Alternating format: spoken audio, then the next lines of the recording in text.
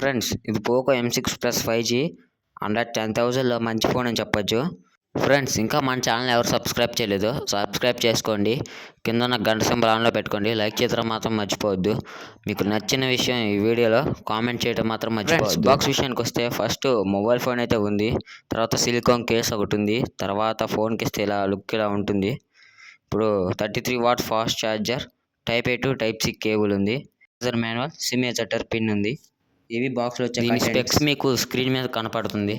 6.79 inches సంబంధించిన full HD plus LCD డిస్ప్లేతో పాటు 128 రిఫ్రెష్తో పాటు Qualcomm Snapdragon processor 4 Gen 2 AE ప్రాసెసర్తో రన్ అవుతుంది.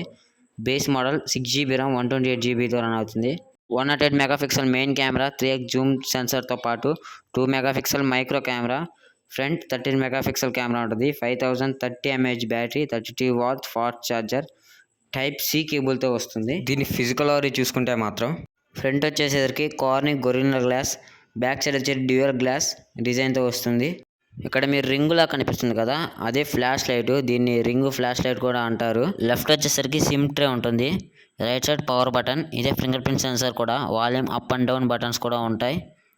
టాప్లో 3 పాయింట్ హెడ్ ఫోన్ జాక్ ఉంటుంది, ఐఆర్ బ్లాస్టర్ ఉంటుంది. బాటంలో speaker, Type-C port, primary microphone కూడా ఉంది. ఫ్రంట్ కెమెరా పంచువల్ కెమెరాతో వస్తుంది మన ఫ్రెండ్స్. ఈ వీడియో మీకు యూస్ఫుల్గా అనిపిస్తే మన ఛానల్ని సబ్స్క్రైబ్ చేసుకోవడం మాత్రం మర్చిపోవద్దు.